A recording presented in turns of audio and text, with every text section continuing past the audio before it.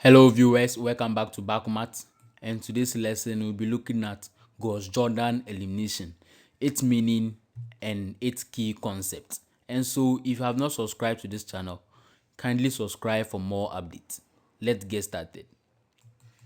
And so we start with the meaning of Gauss-Jordan elimination. So this is a method used to solve systems of linear equations.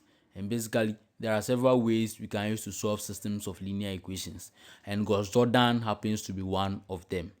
The second point says that this involves changing the augmented matrix into reduced row echelon form through a series of elementary operations. If you read that statement again, then we can see that this involves changing the augmented matrix into reduced row echelon form through a series of elementary operations. Now it means that when we have the systems of linear equations, we are going to write it in an augmented matrix form. Having done that, we are now going to reduce the augmented matrix to the reduced row echelon form, or we are going to change the augmented matrix to reduced row echelon form, and that can be done with the help of the elementary operations. So you are just going to apply the elementary operations to the augmented matrix till we get the reduced row echelon form of the augmented matrix. So that's the meaning. Now we understand the meaning of augmented matrix, and elementary operations have been explained in the previous videos. So what is new here is for us to understand the meaning of reduced row echelon form. Reduced row echelon form. So we have two types of echelon forms, and the first one is row echelon form that happens to fall under Gaussian elimination, and that has been explained earlier in our previous videos. And the second one is reduced row echelon form that happens to fall under Gauss-Jordan elimination, and today's video will be focused on the reduced row echelon form. So when we take reduced row echelon form, what does it mean?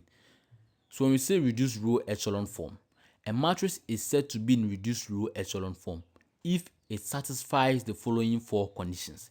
And so before we can classify a matrix as a reduced row echelon matrix, it must fit the four conditions we are coming to talk about. And the first condition says that all rows of 0 must be at the bottom of the matrix.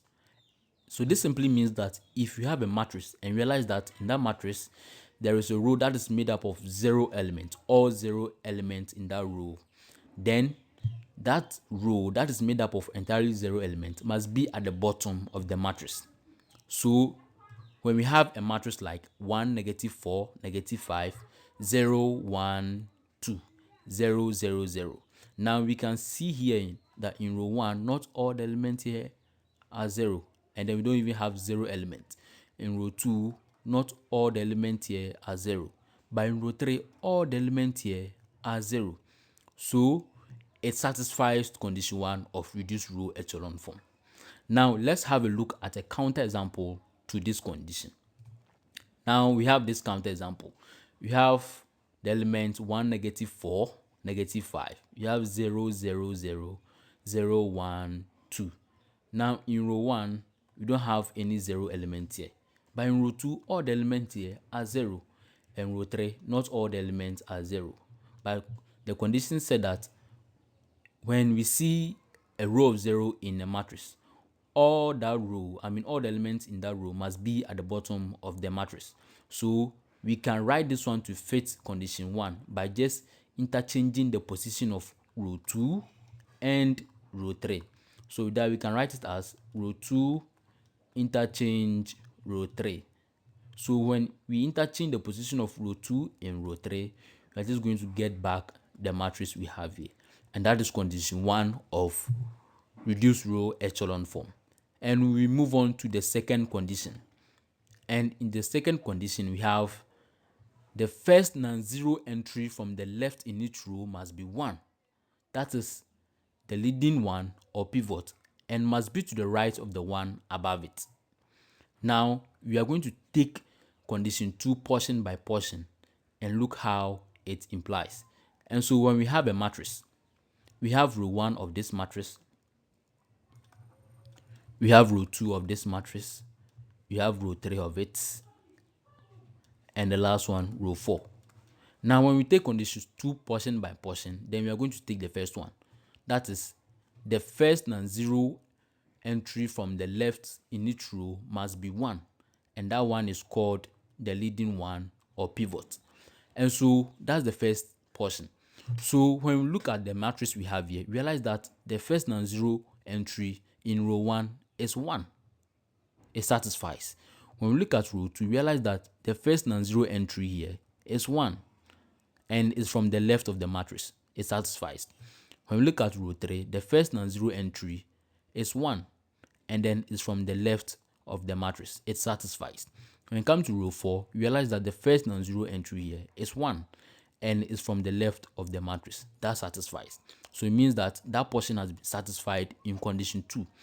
Now, the leading one we see here, they are called the pivot of the matrix. So this is a pivot. This one is also a pivot, and this is also called a pivot. Now, these pivots are to the right of the one above it. So when we take this pivot, we can see that it's 1 and it is to the right of the pivot here. And we can see that the pivot here is above the pivot we have here. So it means that that portion has been satisfied. Now, when we consider the pivot, this pivot in row 2, that is the one circle, realize that it is above the pivot in row 3. That is satisfied. And when we look at the pivot in row 3, we can see that it is to the right of the pivot in row 2, and that one too is also satisfied. And then when we look at the pivot in row 3, we can see that it is above of the pivot in row 4. And I think that is satisfied. Now, when we look at the pivot in row 4, it is to the right of the pivot in row 3. And basically, we can see that the condition of row 2 satisfies in this matrix. Now, let's look at the counter example to this condition. And the counter example we have this. We have this matrix. Now, we can see that in this matrix, we have here to be row 1, we have here to be row 2, we have here to be row 3, and we have here to be row 4. Now, the first portion of row 2 says that the first non-zero entry from the left in each row must be 1. That's the leading one. And when we come to the counter example, you can see that in row 1, the first non-zero element here is 1. In row 2, the first non-zero element here is 1. In row 3, the first non-zero element here is 1. In row 4, the first non-zero element here is 1. That portion is satisfied. Now, let's go to the other portion of condition 2. It says that the leading one must be to the right of the one above it. And so when we take the leading one in row 1, we can see that it's 1 here. This is the leading one in row 1. And we can see this leading one. It is above the leading one in row 2 in this row. Now, when we take row 2, this leading one, it should be above the leading one, that is to its right. But to its right, you realize that the entry here is 0. But the leading one in row 3, it is even below the leading one in row 2, not even to the right.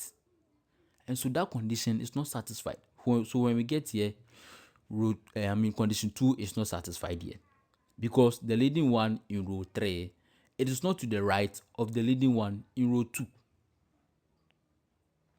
So that makes condition 2 not applicable in this matrix. And then when we look at row 4, we can see that the leading one in row 4, it is below the leading one in row 3. And then the leading one in row 3 is above the leading one in row 4.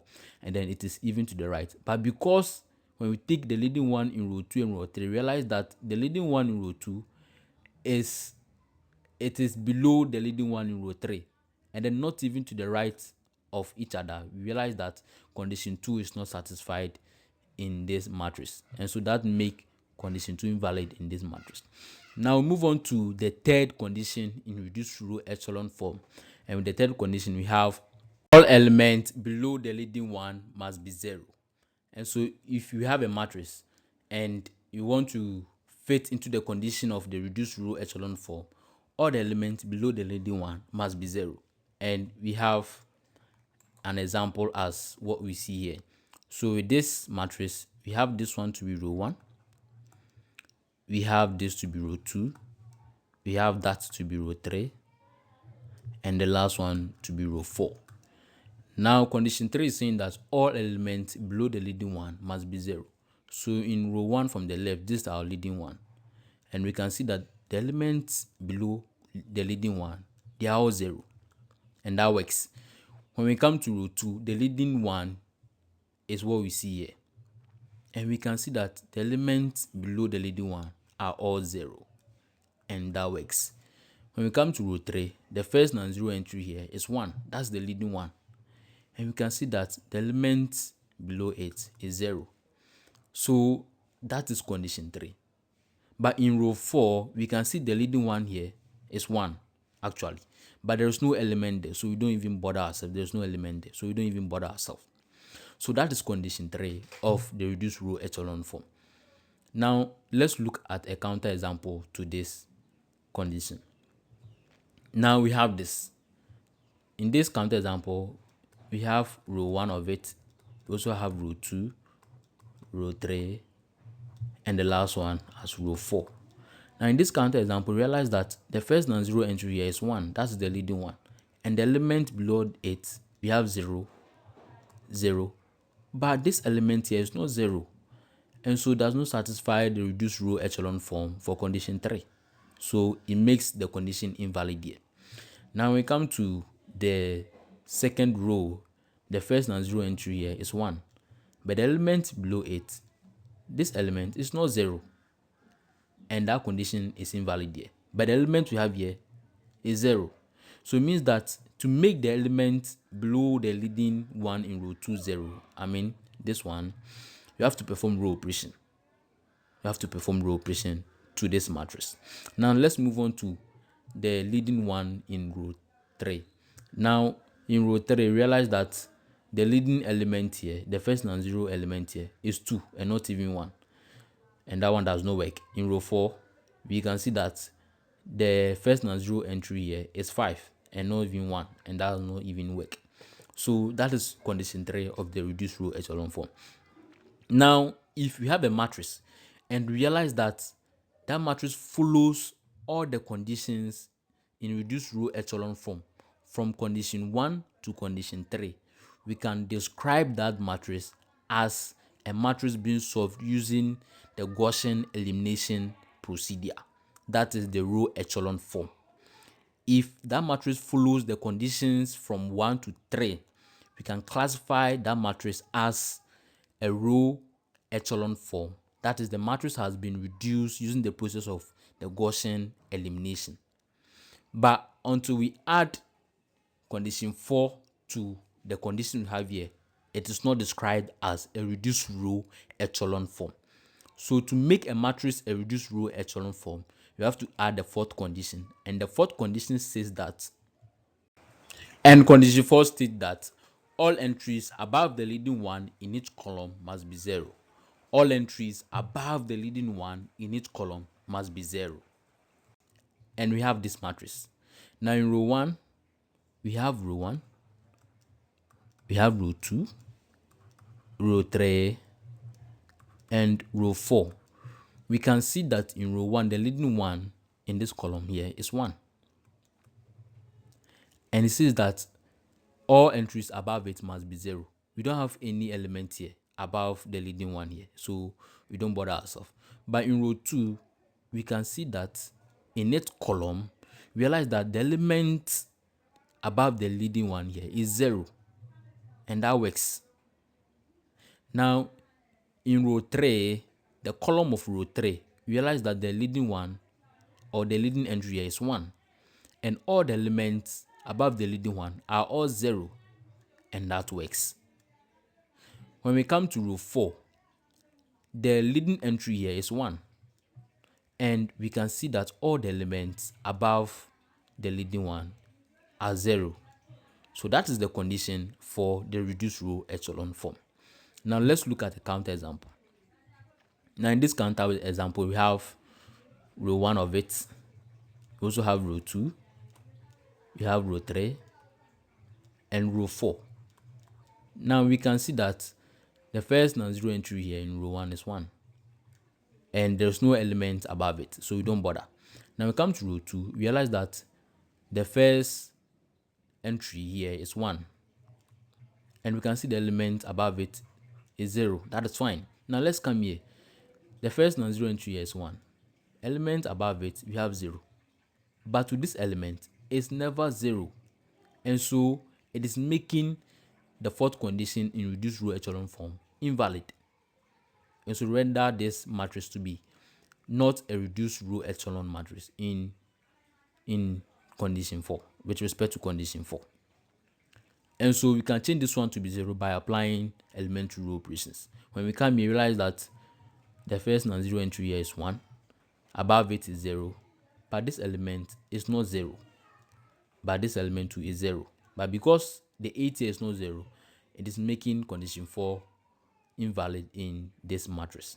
So before we can call a matrix as a reduced row echelon form, it must meet all the 4 conditions we've talked about. And with that, we can classify that matrix as a reduced row echelon matrix. Now, let's look at an example of a standard matrix in reduced row echelon form. And we have this matrix. Now, we have row 1, we have row 2, we have row 3, and this one, row 4. Now, the first condition we stated was that if you have a matrix and realize that there is a row in that matrix and all the elements in that row are 0, it must be at the bottom. And we can see here that condition 1 is at work here, because all the elements in this row are 0 and they have been positioned at the bottom of the matrix, and that works. And the second condition said that the first non-zero entry from the left in each row is 1.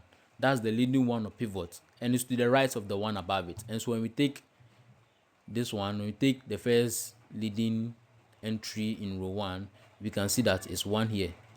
And the first leading entry in row 2 is 1. The first leading entry in row 3 is 1. And since in row 4 they are all zeros, we don't bother about that one. Now with this one, realize that the leading entry in row 1 is above the leading entry in row 2. And when we take the leading entry in row 2, it's also above the leading entry in row 3. In the same way, if you take the leading entry in row 3, it's also above the leading entry here in row 4. But since 0, condition 4 does not strictly comply to this one. And we can see they have been all shifted to the right of the other. In row 1, when we look at row 1 and 2, we can see that row 2 has been shifted to the right of the one above it. Row 3 has been shifted to the right of the one above it. And that is the second condition for reduced row echelon form of matrices. Now when we look at the third condition, it said that all the elements below the leading one must be 0. And when we take in column 1, that's where we can find the leading one. The elements here, they are 0, they are 0, and they are 0. When we take column 2, we can see that the leading one here is in row 2 of column 2. And we can see this place to be 0, to be 0. When we take column 3, C3, this is the leading one in row 3. And we can see the elements below 8 here is 0. And in column 4, we have no element in column 4. We have elements, but the leading entry here is not a non-zero number, but rather a 0. So we don't bother about that one. So that is condition 3 of the reduced row echelon form. Now the condition 4 said that all entries above the leading one in each column must be 0. So in column 1 of row 1, we realize that there is no element above it, so we don't bother about that one. But in column 2 of row 2, the leading one here, we have a 0 element above it. That works. in column 3, row 3, the leading one here, we have 0 elements above it, and that works. You have another 0 element above it, that works. But in column 4, since the leading entry here, they are all zeros, condition 4 does not strictly comply to it. So that is the reduced row echelon form of matrices. So this is a standard example, and it complies to all the conditions we have in reduced row echelon form. That is the Gauss-Jordan elimination procedure. So with this idea, we can now solve systems of linear equations using the Gauss-Jordan elimination procedure. And with that, we are first going to change the augmented matrix into reduced row echelon form, and we do backward substitution to get our values of the variables. And so this ends today's video. And so thanks for watching. Kindly like, comment, subscribe, and share. See you in our next video. BakoMaths, thinking beyond infinity.